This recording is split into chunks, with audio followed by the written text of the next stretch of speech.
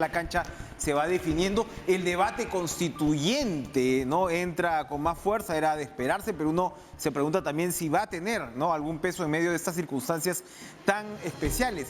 ¿Qué va a querer el electorado? ¿A dónde va a apuntar? Como sabemos hasta ahora, pues las encuestas no han sido muy expresivas en ese sentido, pero evidentemente las preferencias se van a ir decantando. Se van a ir decantando en los parámetros clásicos, entre comillas, de centro, izquierda y derecha, o va a ser un panorama más complejo, como el que en realidad va describiendo también personajes como Alfredo Torres de Ipsos, que presenta pues un libro donde en realidad las variables entre económicas, sociales, políticas como tal, de respeto o no a la democracia, pues se van de alguna manera entretejiendo según estas para tener bastantes más categorías de tres por el lado de las preferencias de los ciudadanos, categorías que sin duda pues también podrían corresponder al huaico de candidatos presidenciales que tenemos. A ver si vamos entendiendo por dónde va a ir este derrotero electoral hacia el 2021, ya estamos en este año, hacia abril,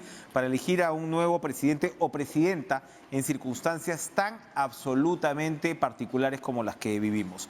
Le damos la bienvenida al analista político Juan de la Puente. ¿Cómo estás, Juan? Bienvenido. Feliz año. De igual modo, un gusto. Buenas noches.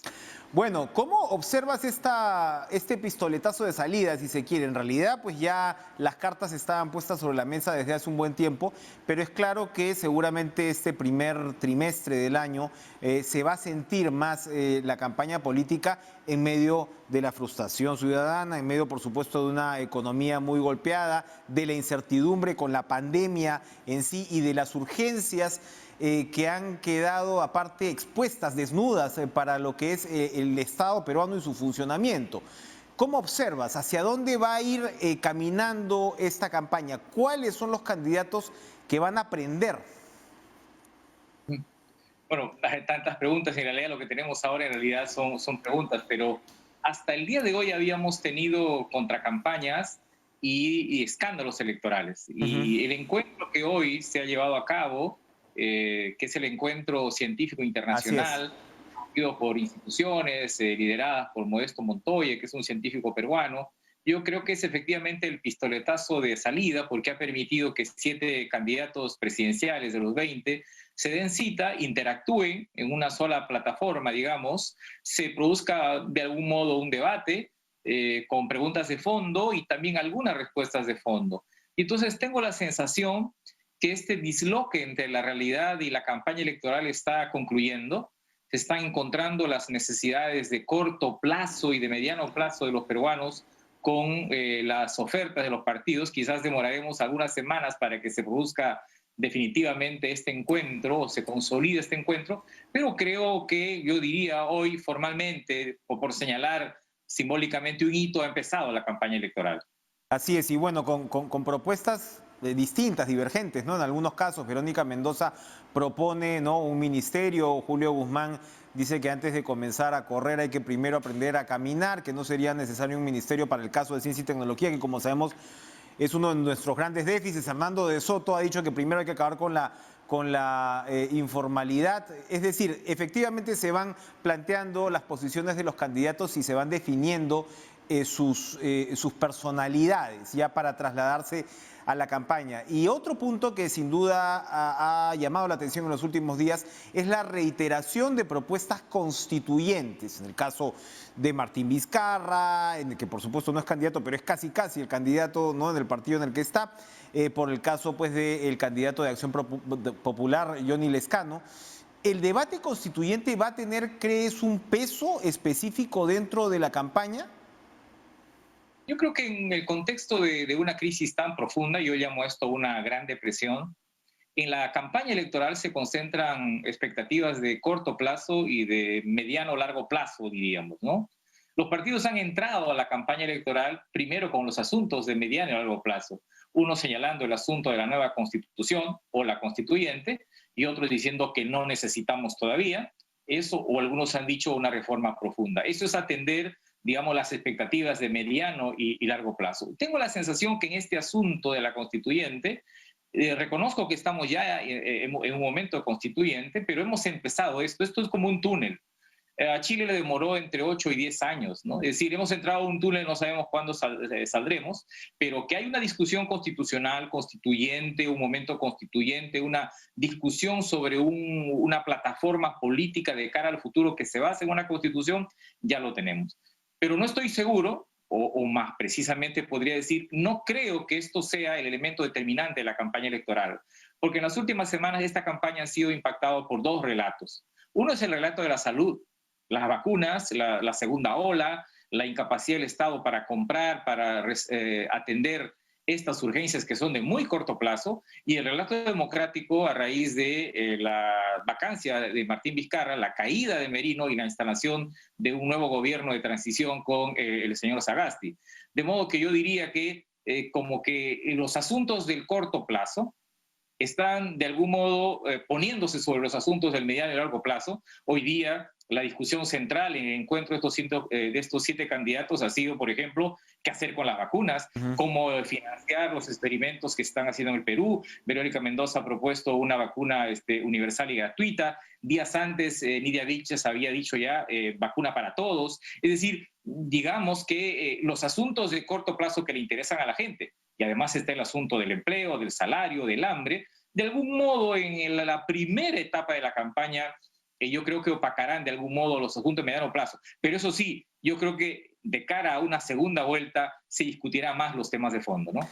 Efectivamente, de cara a una segunda vuelta. Y estas encuestas preliminares, en realidad, pues nos ponen a dos figuras usualmente identificadas con el centro, como Forsyth y Guzmán, a la cabeza. Una cabeza, pues, de todas maneras, pues, bastante relativa.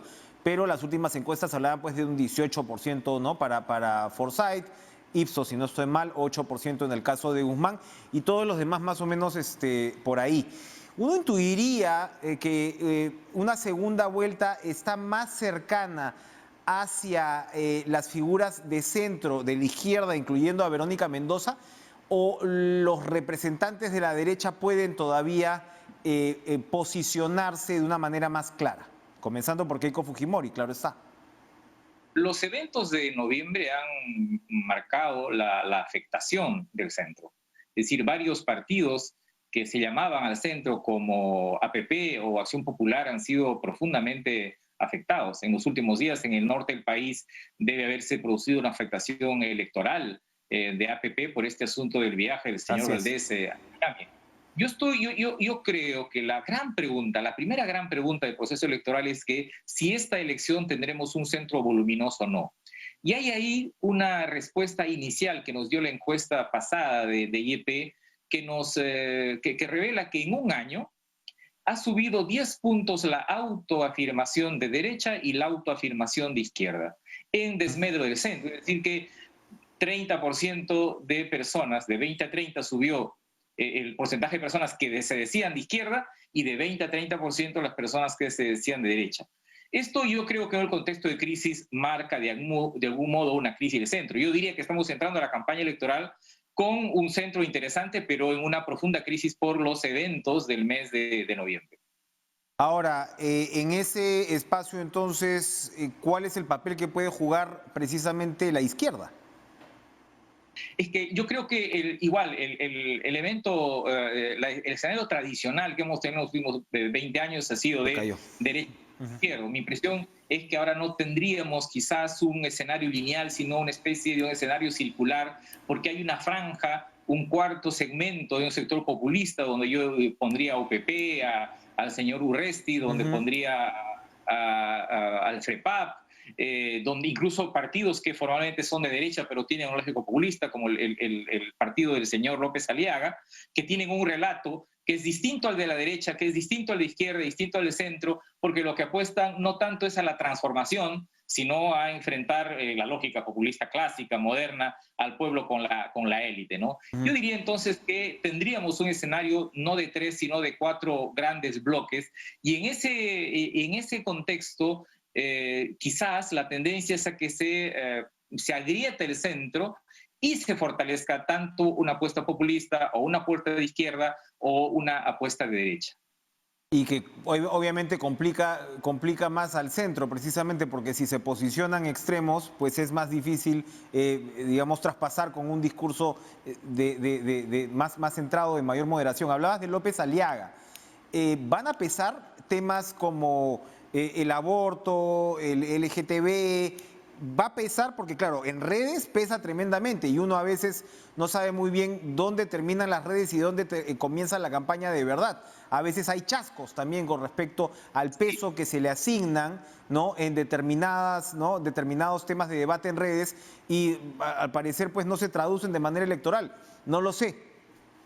¿Qué Es opinas? interesante esto. Y yo creo que va a tener peso. Me Ujú. parece que parte del relato conservador y autoritario del país por el lado de la derecha es este enfrentamiento al feminismo, a los derechos reproductivos de la mujer, a la comunidad LGTBI, al aborto, pero no estamos ya como hace 10 o 15 años. En el Perú en los últimos 10 o 15 años se ha producido una enorme movilización política, ideológica, en favor de los derechos de la mujer, de los derechos reproductivos, del matrimonio igualitario. Y entonces, hoy sí es políticamente rentable poner sobre la mesa estos temas, de modo que una probable polarización en la segunda vuelta tiene que ver con este debate. O sea, sí va a influir, pero las condiciones de este debate ya no es de un Perú profunda y mayoritariamente conservador, 80 contra 20, 90 contra 10, sino creo que las tendencias progresivas, liberales, en materia de moral, en materia de derechos personales, de uso personal individual, han crecido notablemente.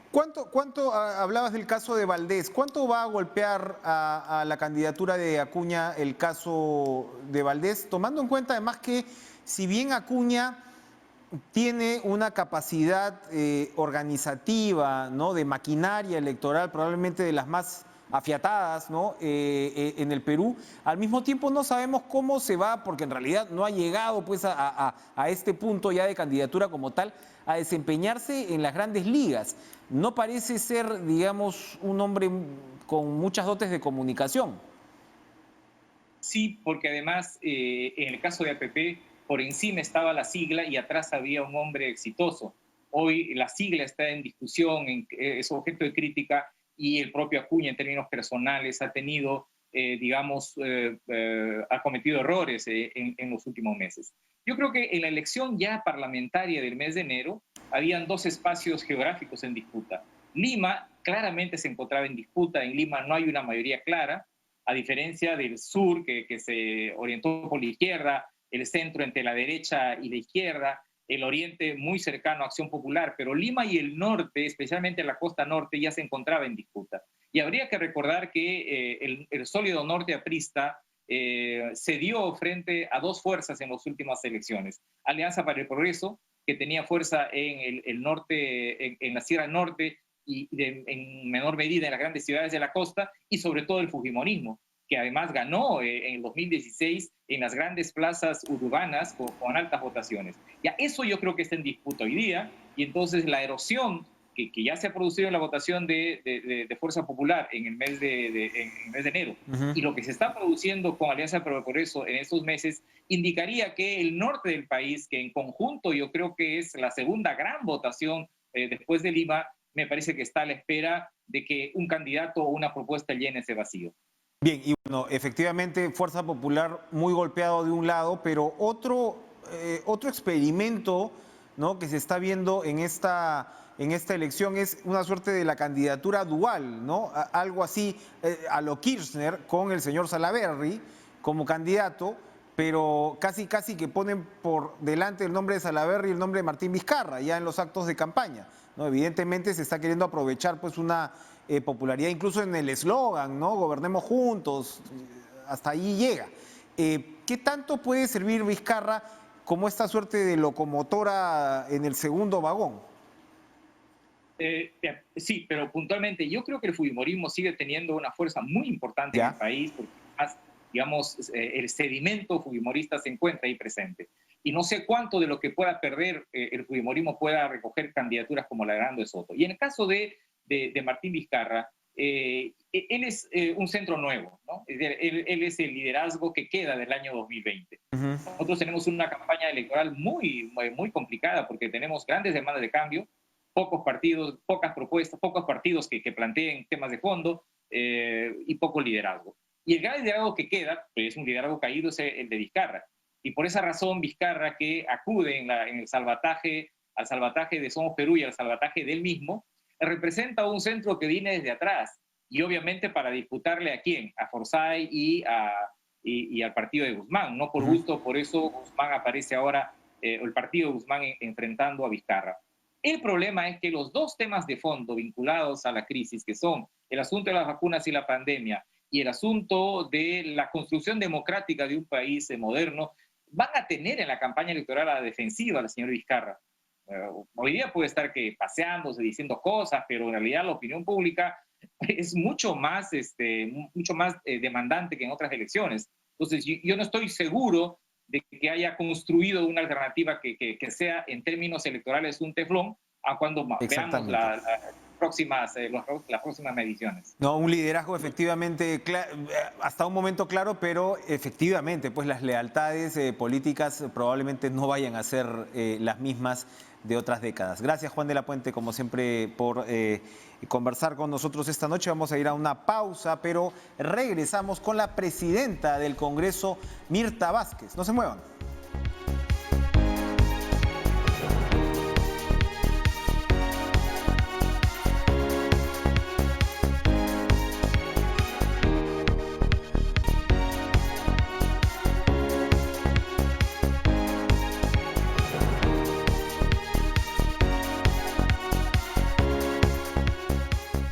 El presidente Francisco Sagasti hoy calificó de histórica la coyuntura en la cual una mujer accede por primera vez a la presidencia de la Corte Suprema del Poder Judicial. Elvia Barrios ha asumido con este cargo y se da en un momento en el cual también la presidencia del Congreso es encabezada por una mujer, Mirta Vázquez. Es algo que sin duda debemos felicitarnos en medio de situaciones tan complicadas como la que vivimos. Congresista Vázquez, gracias por estar con nosotros. Buenas noches. ¿Estuvo usted en la juramentación de la doctora Barrios?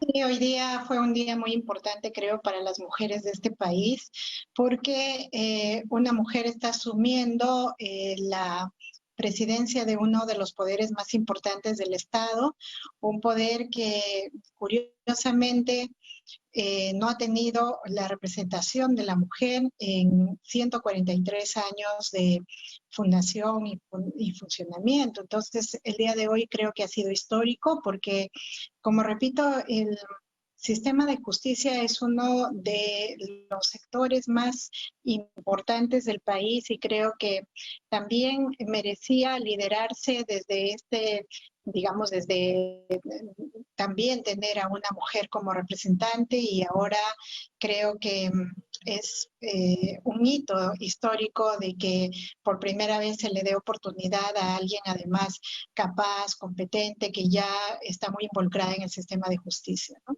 Cuénteme una cosa brevemente. Las mujeres, usted como mujer, como presidenta del Congreso, ¿siente que se mueve todavía en un club de hombres? Sí, digamos que para nadie es una novedad que este es un país que todavía está muy filtrado por el machismo, que todavía hay una cultura muy patriarcal, y por eso es que también llama mucho la atención que en esta etapa seamos varias mujeres las que estamos liderando determinadas instituciones fundamentales. A la gente le llama la atención porque no está acostumbrada, no ha naturalizado el hecho de que las mujeres seamos capaces de liderar también estos espacios de poder, ¿no?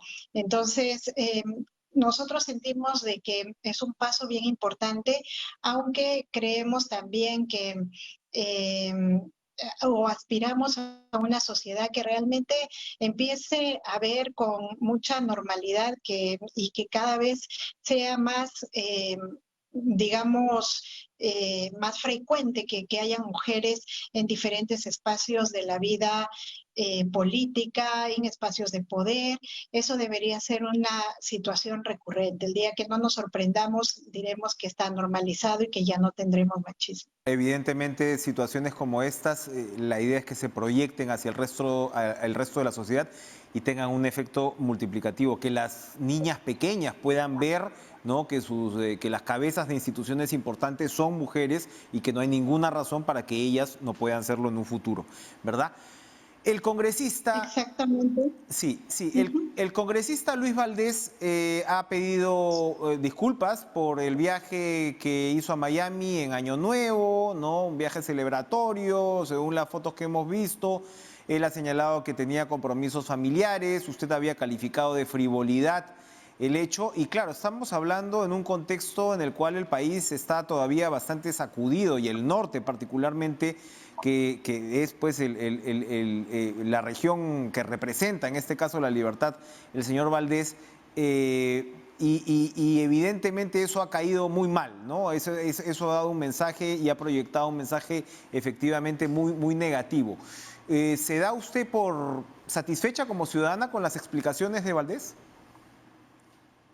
A ver, yo creo que en este momento la población está muy sensible por la situación que hemos atravesado, que es muy delicada en el país, que todavía estamos en un momento en el que los problemas álgidos que tiene el Perú están muy presentes y en ese sentido la población reclama que quienes lo representan estén cerca a ellos. Es este momento en que realmente nos necesitan. En esa medida, yo creo que es saludable de que un congresista pida disculpas por un error cometido, que también su partido asuma una responsabilidad política. Me parece eso importante porque sin duda a veces se pueden cometer errores, pero lo importante es que también entendamos que hay un legítimo reclamo de la población y tenemos que responder como autoridades a la altura de lo que la población está demandando y requiriendo de nosotros. Hay también reclamos de la población precisamente por la ley de promoción agraria.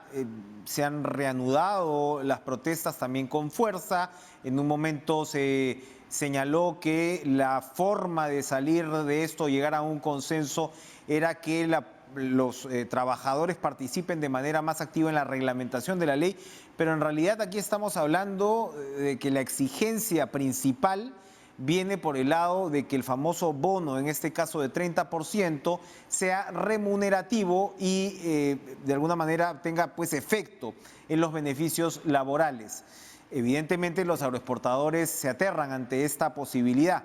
¿Cómo piensa usted que podemos finalmente llegar pues a una paz social en torno a este tema?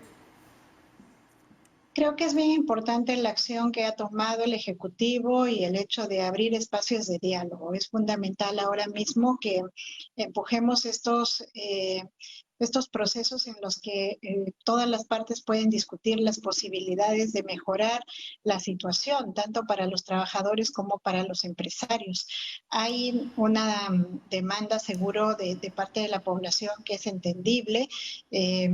Los trabajadores agrarios por años han estado relegados y se les ha disminuido los derechos. Ahora queremos, con esta nueva ley, empezar un proceso de reforma y creo que la reglamentación va a ser fundamental. Asegurar que todos los actores participen en esta reglamentación va a ser muy importante. Creo que ahí se pueden escuchar a todos y tratar de llegar a consensos mínimos que representen un avance para todas las partes, ¿no? Que sean una oportunidad para todas las partes. En su concepto y con miras precisamente a este trabajo de la reglamentación, ¿qué se quedó en la ley que finalmente aprobó el Congreso el 31? Bueno, básicamente hay aspectos bien importantes en la ley. Lo primero es que los trabajadores han recuperado derechos negados por muchos años, por ejemplo, la posibilidad de sindicalizarse, el tema de que puedan acceder a un seguro de salud, mejores condiciones laborales. Ahí, claro, hay una discusión porque los trabajadores aspiraban a un porcentaje mayor de para complementar el sueldo, y ahí está justamente el debate, y el debate también está en el tema de que si ese aumento de salario que se ha hecho vía un bono, si tiene carácter remunerativo o no. Entonces, ahí viene un poco la discusión o el desencuentro que hay. Entonces, creo que hay que mirar cómo vamos avanzando en esto, que si realmente con esta ley no se satisface, pero es un proceso, ¿no? Todo lo que se está tratando de alcanzar en mejoras para los trabajadores, sobre todo, va a ser un proceso y creo que tenemos que caminar hacia puntos de inicio, cómo empezamos a transformar la situación y encontrar algunos acuerdos mínimos que justamente para los trabajadores generen condiciones mínimamente adecuadas con dignidad para seguir trabajando en este sector, ¿no? Entrando a este tramo final de la actual administración, se lo habíamos preguntado un poco cuando arrancaba usted su gestión, pero ahora, ¿cuál es la agenda mínima que usted pretende impulsar desde la presidencia del Congreso? Un Congreso, por cierto, de 12 bancadas, que fácil lograr el consenso pues no puede ser, ¿no? Sí, en realidad el Congreso ahora mismo está entrando a la última etapa, digamos, de su función y creo que uno de los objetivos fundamentales que todos tenemos es que terminemos este periodo por lo menos haciendo aportes que sean los más urgentes y que reclama la población, ¿no? Entonces, en ese sentido, creo que en el periodo que acabamos de terminar hemos tratado de impulsar una serie de normas que responden incluso a demandas históricas de la población. Este último periodo tendremos que terminar con plantear algunas normas urgentes. Por ejemplo, hay que terminar con asuntos de la reforma política, aprobar el tema de la inmunidad parlamentaria, la eliminación de la inmunidad parlamentaria es una cosa fundamental. Creo que hay que caminar en temas de neurálgicos que ahora el país necesita, temas de salud, temas de educación que tenemos que ver y que hay muchos pendientes en este momento. Por ejemplo, incluso se está exigiendo un pleno educativo y seguro que ahí la Junta de Portavoces tendrá que priorizar temas como esos que son urgencia para varios sectores del país.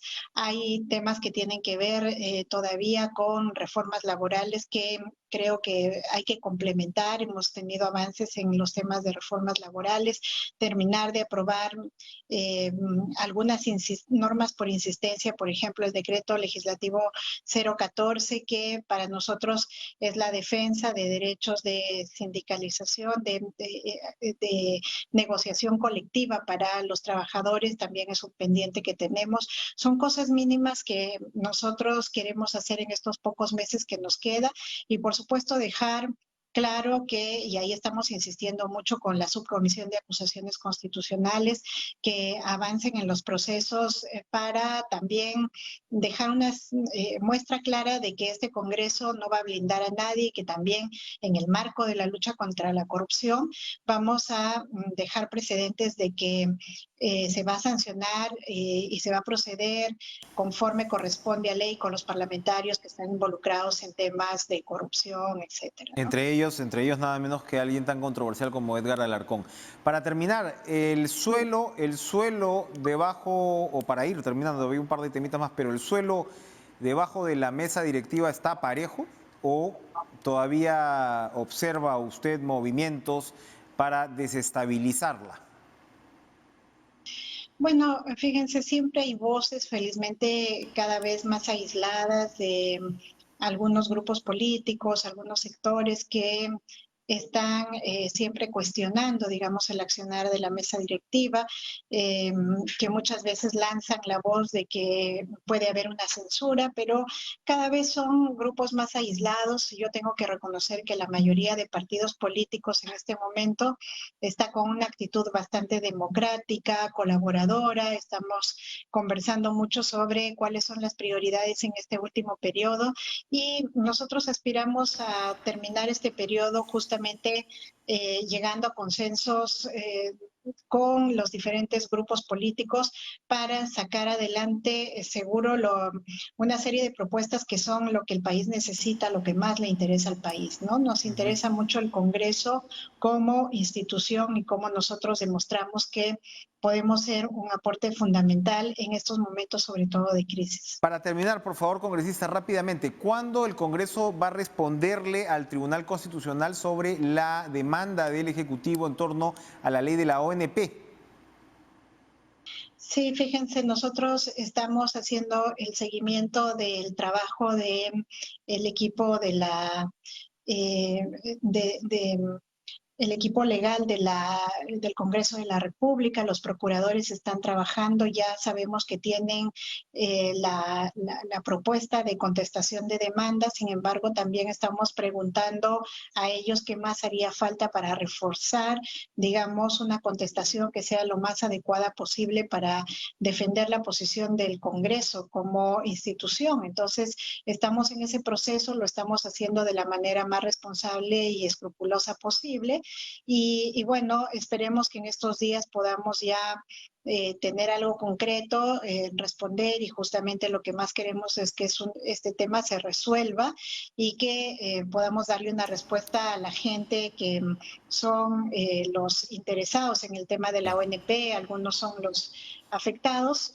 Creo que debemos darle una respuesta también como Estado, ¿no? Gracias, Mirta Vázquez, presidenta del Congreso, por esta conversación en cara a cara. Vamos a ir a una nueva pausa, pero bueno, hablamos de rebrote, hablamos de segunda ola en medio de esta incertidumbre, además con la vacuna que no se sabe cuándo va a llegar al Perú. Una de las regiones particularmente golpeadas, afectadas, es la de Arequipa, y vamos a conversar con Gustavo Rondón, jefe del comando COVID en este departamento. Regresamos.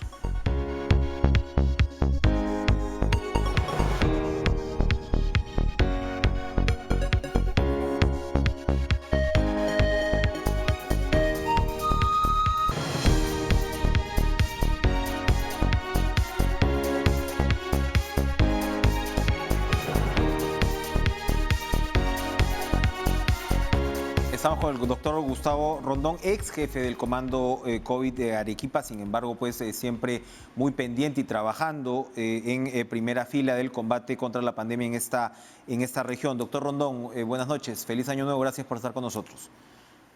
Buenas noches, Enrique, qué gusto saludarte, gracias por la consideración. Y buenas noches a todo el país a través de TV Perú. A la orden. Explíquenos, por favor, cómo es la situación ahora mismo en Arequipa y cómo interpreta usted el deterioro con respecto a las condiciones de la pandemia, que sin duda pues tiene de alguna manera un correlato con el resto del país. Bastante riesgoso, Enrique, yo diría como que vamos entrando a un segundo ciclo de este COVID, de este SARS-CoV-2, y obviamente vamos viendo con preocupación algunas situaciones. Por ejemplo, el hecho de que camas UCI teníamos como para esperar tranquilos algunos casos que se daban dando. Sin embargo, ahora prácticamente las camas UCI están al 100%. Hemos tenido también, viendo y revisando indicadores, que la letalidad que estaba en 1.4, 1.6, ha subido a 1.8 con proyección a 2.2. Así que en ese sentido también es preocupante. Los porcentajes de positividad están aumentando y definitivamente la gente no nos está acompañando, porque a pesar de las disposiciones del cierre de playas, del uso de mascarillas o del uso de las viseras faciales, esto no está siendo del todo acatado por la gente. Así que en ese sentido sí estamos viendo con suma preocupación. Y bueno, esperemos, estamos apretando mucho la presión a nuestro gobierno regional de Arequipa para que complete más camas UCI y también complete algunas camas más de hospitalización. Hay efectivamente un relajamiento, lo hemos visto por muchísimas imágenes, lamentablemente en reportajes, ¿no?, en estas fiestas de fin de año. Pero yo quería preguntarle qué tan acertada es la observación de la primera ministra, de Violeta Bermúdez, que ha señalado que parte del problema es que la gente está llegando ya en muy malas condiciones, de nuevo, precisamente a buscar los servicios. Se ha referido, por supuesto, al primer nivel de atención, pero pareciera una suerte de déjà vu, ¿no?, donde volvemos, según lo que ella dice, a que las personas de repente que dan positivo, ¿no?, o sienten unos primeros síntomas, esperan demasiado para acceder a atención, y ya sabemos lo que pasa con esas neumonías tan virulentas.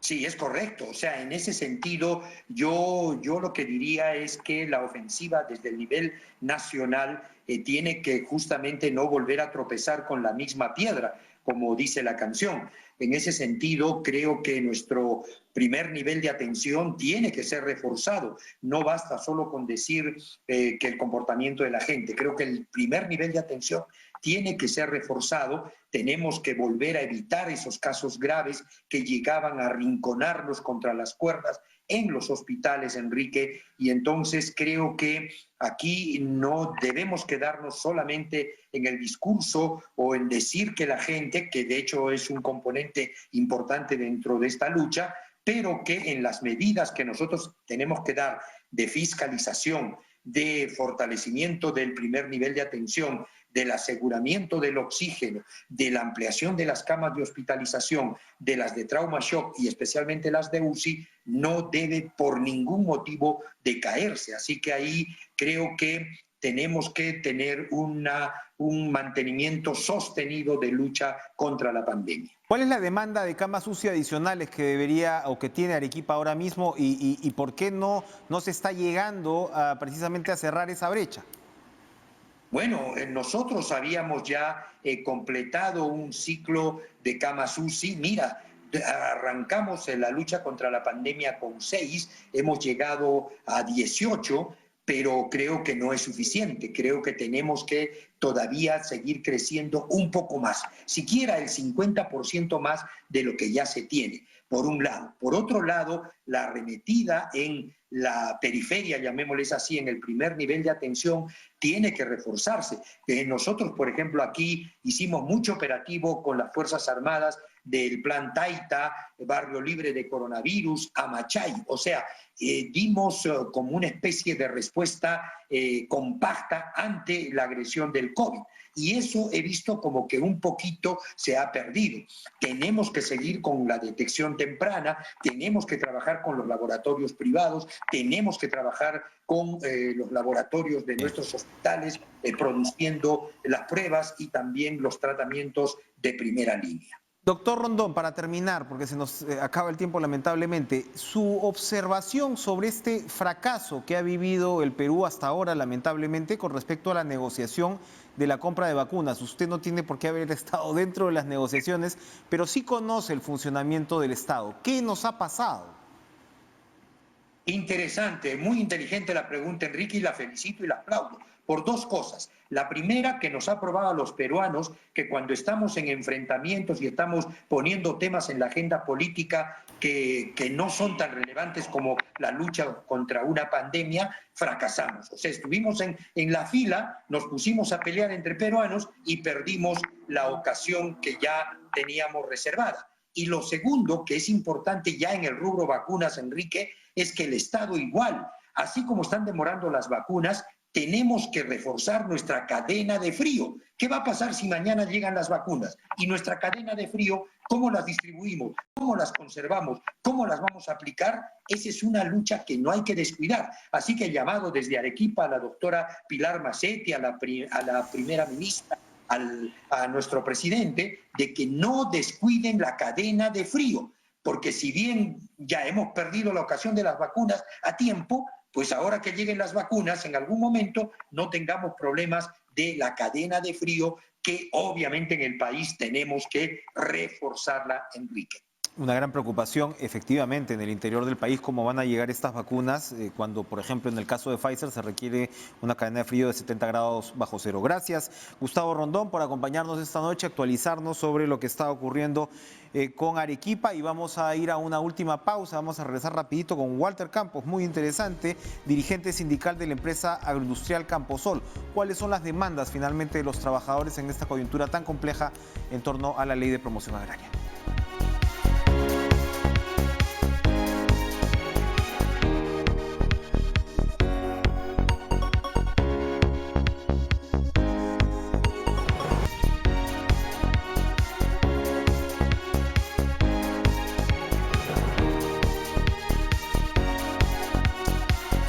Que la mesa de diálogo para llegar a un acuerdo en torno a la nueva ley de promoción agraria que ya ha sido aprobada, se juega ahora el tema de la reglamentación. Hay sectores que de todas maneras piden la derogatoria de lo que ya se aprobó. Todo indica que esta mesa de negociación se va a reanudar en Lima. Entendemos que el reclamo central, fundamental de los trabajadores del sector agroexportación es que el bono remunerativo del 30% sobre la remuneración mínima vital sea parte, que es no remunerativo, mejor dicho, se convierta en remunerativo, que tenga efecto sobre sus beneficios laborales, que sea ergo parte de la remuneración. Vamos a conversar con Walter Campos, dirigente sindical de la empresa agroindustrial Camposol, que es una de las más importantes del rubro, desde La Libertad, para que nos explique cuáles son las demandas en este punto ya del 4 de enero de los trabajadores. Buenas noches, señor Campos, gracias por atendernos. ¿Qué tal? Muy buenas noches a ustedes, señores de TV Perú. Feliz año de antemano y muchas gracias por la oportunidad. Sí, efectivamente, el día de hoy se han llevado a cabo ya la segunda reunión se puede decir, con la Comisión de Alto Nivel. El día 1 de enero del año 2021 tuvimos la primera reunión con los ministros de Trabajo, de Agricultura y la ministra se me fue de la mente, sí, está bien. pero nos reunimos quizás para tratar la problemática laboral que existe en el sector de los trabajadores de la agroindustria. Sin embargo, consideramos que esta reunión quizás ha sido un poco después de que el gobierno publica la ley agraria, la nueva ley agraria, ya prácticamente no tenía sentido. Nosotros, los trabajadores, estaban esperando una solución, pero cuando ven que nos convocan a una reunión de alto nivel, simplemente ellos estaban esperando una solución, cuando efectivamente no era eso, porque ya los señores ministros y también el mismo Congreso ya no podía hacer nada, no podía modificar, no podía mejorar el salario que nosotros estamos pidiendo. Por lo tanto, no se esperaba mucho de esto. Al final se han puesto propuestas de los trabajadores, sin embargo, no tuvimos respuestas contundentes por parte de los señores ministros. Por ejemplo, el ministro de Trabajo se le planteó claramente que nosotros, para empezar a dialogar, nosotros necesitamos que nos generen condiciones de tranquilidad dentro de los trabajadores. Y nosotros lo pusimos claramente sobre la mesa: el despido de muchos trabajadores, la no renovación de contratos de algunos también, e incluso el propio presidente del Comité de Lucha, que es el señor Andy Requejo Pérez, ha sido cesado de su trabajo por parte de su empleadora. Entonces, en condiciones así, ¿Es una empleadora, perdón, es una empresa grande la que ha cesado a este caballero? Por supuesto, la empresa Haas Perú, acá en Chao. Ya, ok. Entonces, usted lo que señala es que hay muestras de hostilización contra los trabajadores que se han pronunciado a favor de las manifestaciones. Por supuesto. Ok. Por supuesto. ¿En el caso de Camposol está pasando esto, por ejemplo? También nos han comunicado trabajadores que no se les estaría renovando sus contratos, pero esto lo vamos a corroborar ya en los siguientes días con nombres propios para tener datos así exactos. Muy bien. Ahora, usted dice que claro, que había ya poco margen para poder negociar. ¿Qué es lo que se puede hacer ahora? ¿Qué es lo que ustedes finalmente reclaman? Estamos hablando al parecer de dos cosas. Usted me está diciendo que el incremento ha sido menor a las expectativas y por otro lado estamos hablando de la naturaleza remunerativa o no remunerativa, mejor dicho, del bono. Por supuesto. A ver, el día de hoy, como segundo punto, lo hemos planteado a los representantes del gobierno, porque han venido, ya no llegaron los ministros, llegaron señores representantes, o sea, como una comisión técnica, sí, con la intención de